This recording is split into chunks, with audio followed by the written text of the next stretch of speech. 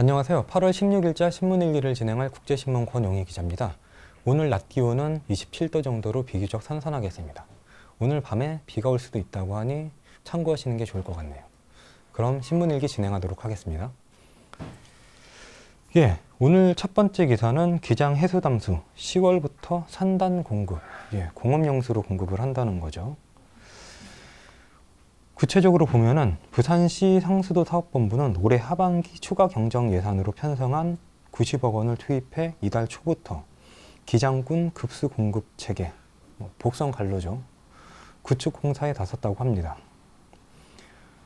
이 시설이 뭐냐고 하면은 해수담수화 플랜트에서 생산된 물을 기장군 곳곳에 공급하는 관로를 새로 까는 겁니다. 화명 정수장 수돗물을 공급받는 관로 바로 옆에 하나 더 관을 만드는 거죠. 이게 주로 어디로 들어가냐면은 명례, 장안을 비롯한 기장군 내 9개 산업단지, 고리 원자력 발전소, 부산 테크노파크 해양생물산업 육상센터 등으로 이제 공급이 됩니다. 식수보다는 산업용 혹은 연구용으로 쓰이겠네요. 제가 이 기사를 보면서 제일 의아한 거는 왜 이 관로를 추가 경정 예산을 통해서 만드는지가 의문입니다. 왜냐하면 이 해수담수화 시설이라는 게 기장군보다는 해수담수화 시설 공급 업체의 혜택이 돌아간 측면이 있거든요. 사실 기장군이 해수담수, 그러니까 바닷물까지 끌었어야 될 정도로 물이 부족한 곳은 아닙니다. 왜냐하면 당연히 바닷물을 먹을 수 있는 물로 정수하는 비용이 기존의 강물을 정수하는 비용보다 훨씬 더 비싸기 때문입니다. 그래서 중동 지역에 주로 이 시설을 수출을 하죠. 그렇기 때문에 맨 처음에 기장군의 이 해수담수화 시설이 들어설 때도 이 업체의 테스트베드 성격으로 들어왔다는 말도 많았습니다. 사실 정설이자 확인된 사실이죠. 그렇다면은 이 공급 관로 역시 이 업체에서 까는 게 맞지 않나 하는 생각이 듭니다. 아무튼 부산시와 이 공급 업체 간에 여러 가지 이야기가 오갔을 것으로 보이는데 어떤 이야기가 오가서 이런 공급 관로 예산을 추가 경정 예산으로 편성을 했는지 한번 살펴봐야 될 것 같습니다. 대부분은 의아해하는 이야기이기 때문이죠. 다음 기사 한번 보겠습니다. 일본인 치정만 앞세운 영도대교 전시관. 작년 9월에 영도구 봉래동에 개소를 했는데요. 여기가 일본 기술가, 설계자에 대해서 안내를 하는 선에 그쳤다고 그래요. 조선인 착취나 근현대사 애화는 빠져 있다고 그러는데요. 뭐가 문제인지 방문객은 이렇게 말합니다. 근현대사의 애화는 없고 1930년대 영도다리 설계, 건설, 준공에 초점을 맞춘 것 같다. 일본풍이 짙어 거부감이 든다고 말했습니다. 실제로 전시관에는 영도의 조선소를 건설한 일제가 물자 수송을 위해 영도다리를 지었다는 설명이 빠져 있다고 그러네요. 영도구 해명도 좀 의아합니다. 공간적인 제약 탓에 일부 시기의 기록물만 전시됐다.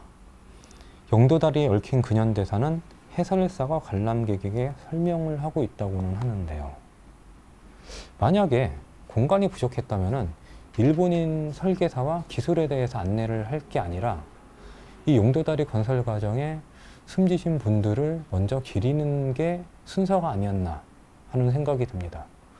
심지어는 어느 나라 전시관인지도 의문이고요. 만약에 아무것도 모르는 어린 학생이 이 전시관을 봤을 때는 당연히 일본인 설계자와 일본에 대한 감사한 마음밖에 남지 않지 않을까요?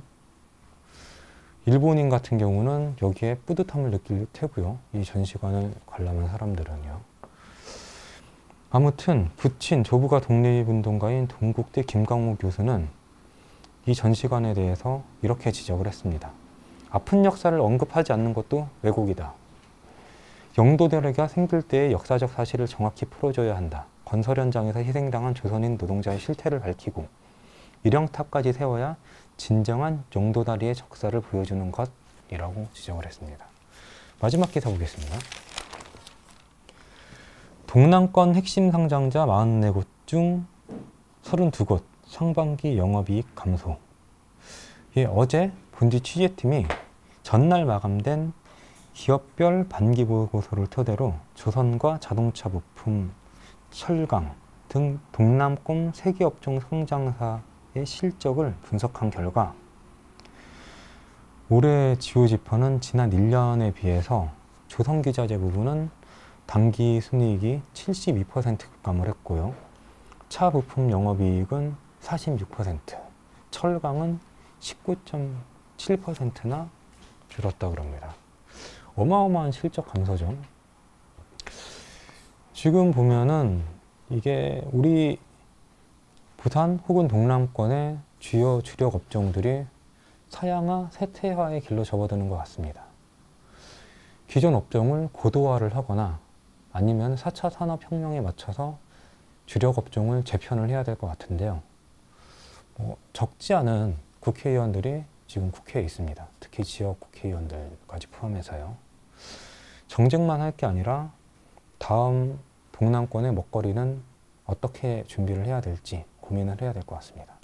지금까지 국제신문 권영희 기자였습니다. 고맙습니다.